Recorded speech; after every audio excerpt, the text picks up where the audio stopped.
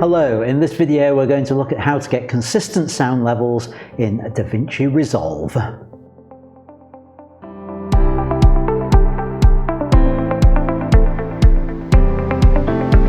Hello, welcome to In Studio. I'm Ian Butterfield. Welcome to this series of videos on editing with DaVinci Resolve. In our previous videos we've looked at setting up DaVinci, and we've looked at some very basic editing techniques such as trimming a video.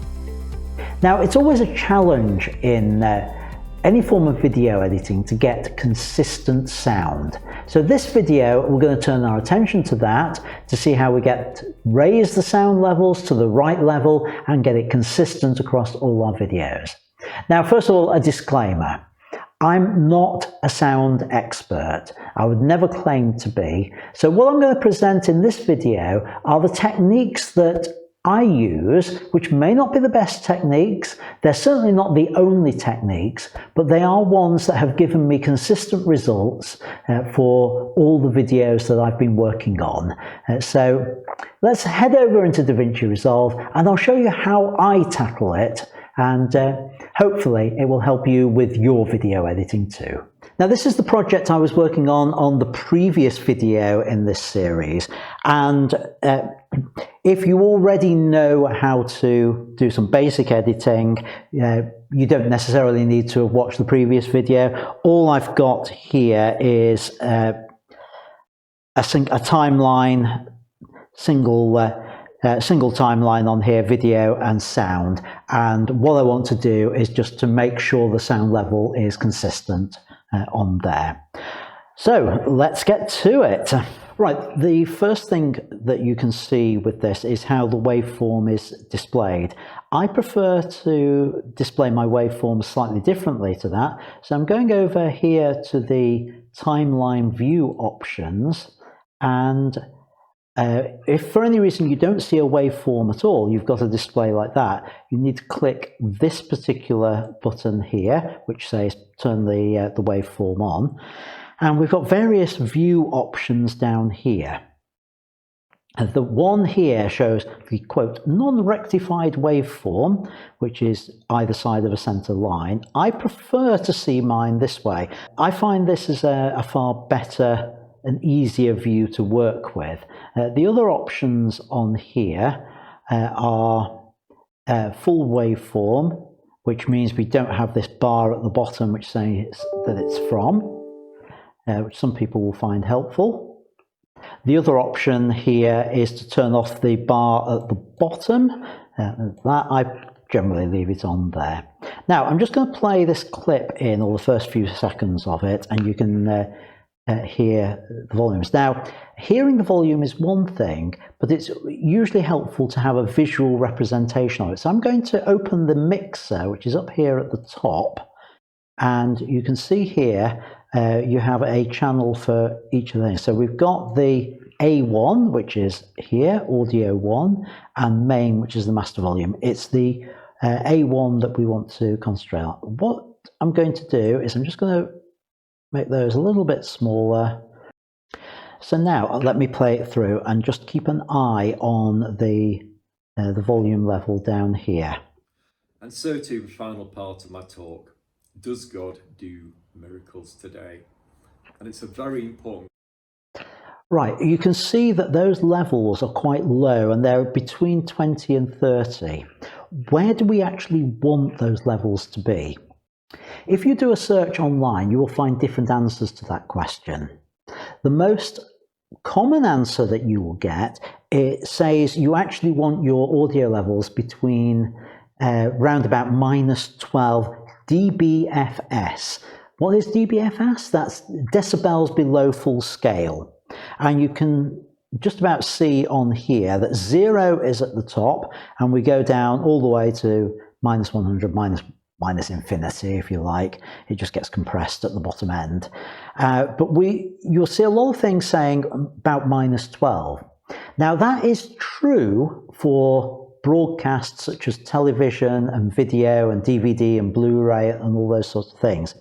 However, with YouTube, there's been a bit of a volume war on there, And the thing with YouTube is we want to get it as close to 0 without going directly to 0, because that's where you get distortion.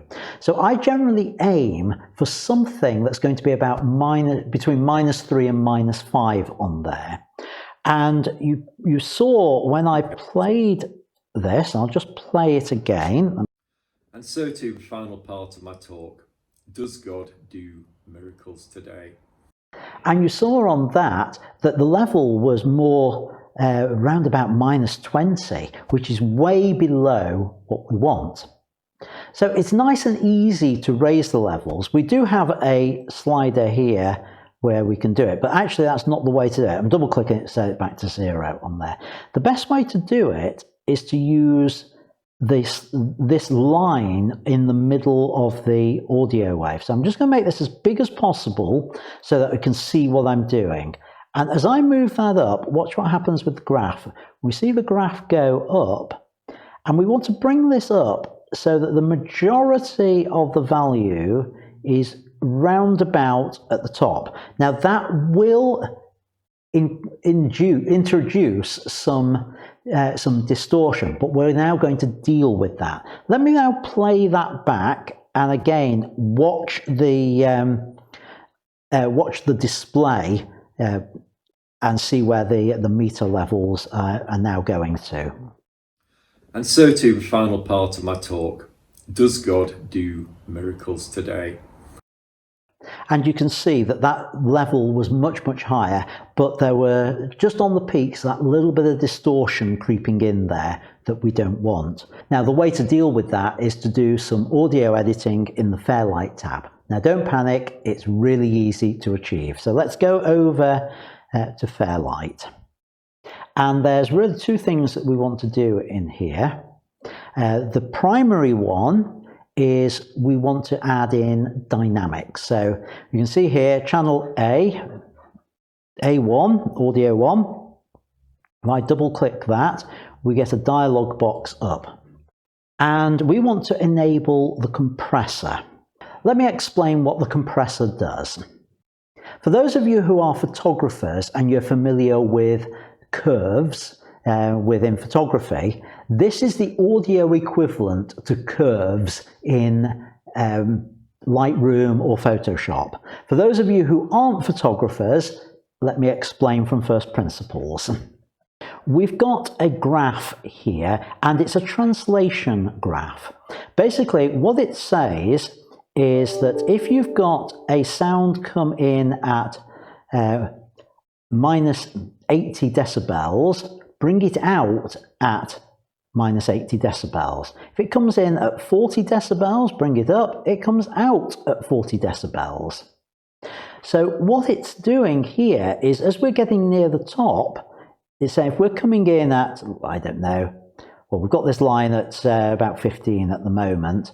If it's coming in at 15, it's going to come out at 15. But if it's higher than that, if we said -1, it's not going to come out at -1. It's going to come out at, what's that, about -10 on there. So it's compressing the sound, removing any of those really loud peaks that we've got. So what do we need to do? We need to adjust this graph to give us the sound that we're looking for. And there are three controls on it. There's the threshold, which controls where this blue line is, where the knee of the graph is.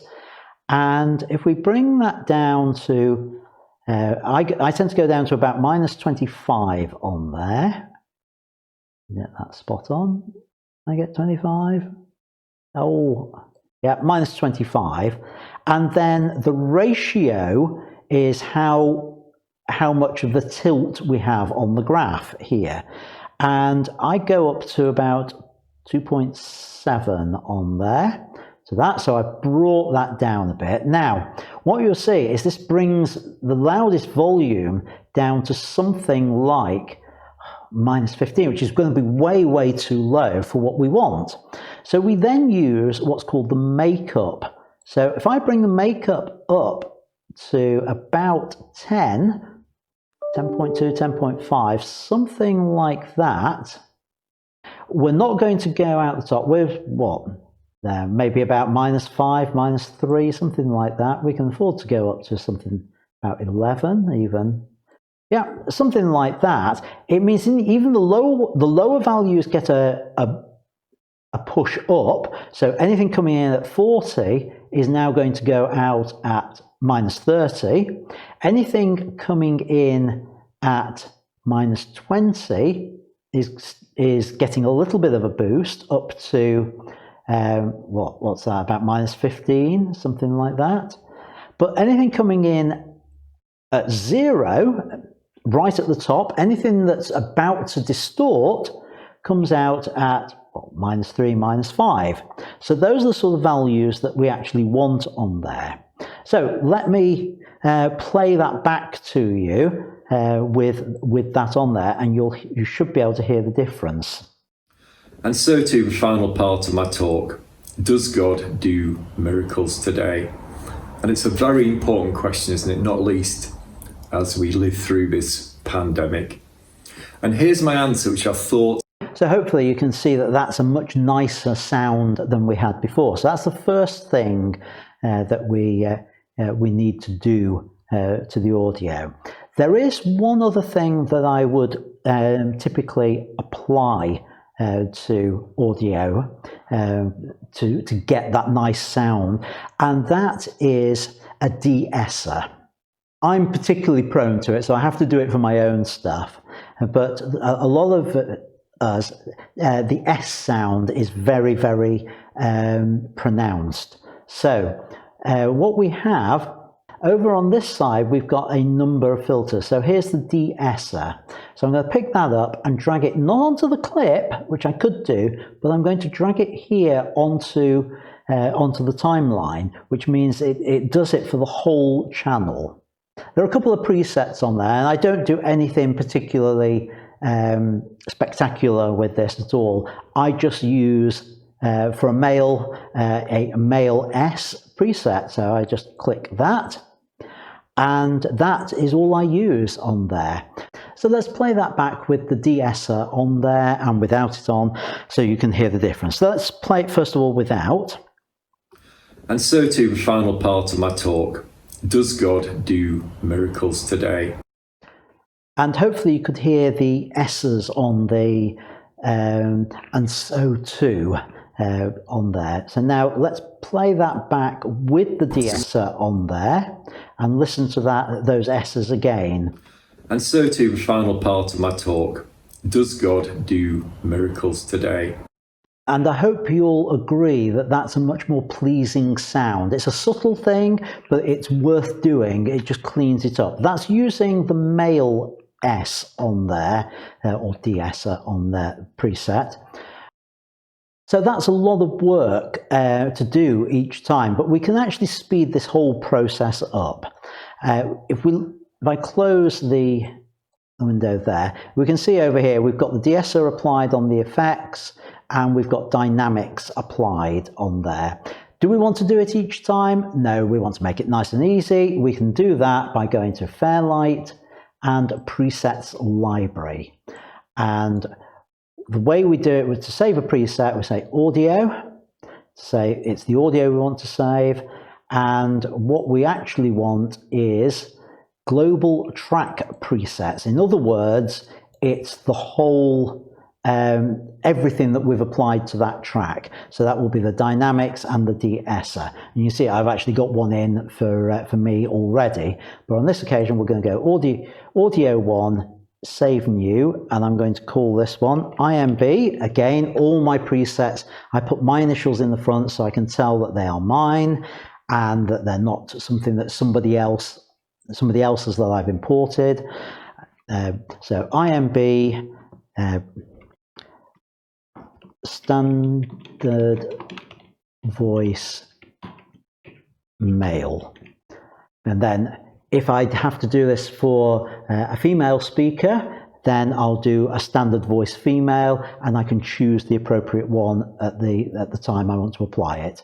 So that's saved it, and we've got it in there. IMB standard voice male. If I now close that window. So assuming I hadn't applied this to the track, all I would do when I come in here is I would just go Fairlight, Presets Library, select Global Track Presets, IMB Standard Voicemail, click Audio 1 as to where I want it to go, and I hit Apply. And that is job done. It's as quick as that to actually apply all of those once they're set up as a preset. And that would apply the dynamics and the de-esser with the values that I've created. So that is how we prepare the audio for videos. And if you follow that process, you'll get good audio on YouTube in terms of the levels. It won't be too loud, it won't be buzzing on YouTube, but it won't be quiet. People will be able to hear it. You'll be of a similar sort of level to other YouTube users and producers on there. Sorry it's a bit of a longer video this, but it's one that we needed to go into a bit of detail on. Hope you found it helpful. If you did, please subscribe to the channel. I've got more of these DaVinci tutorials coming up. And if you're a photographer, until next time, keep making great photos. And on the screen now will be links to the other videos in this DaVinci playlist. See you in one of those. Bye for now.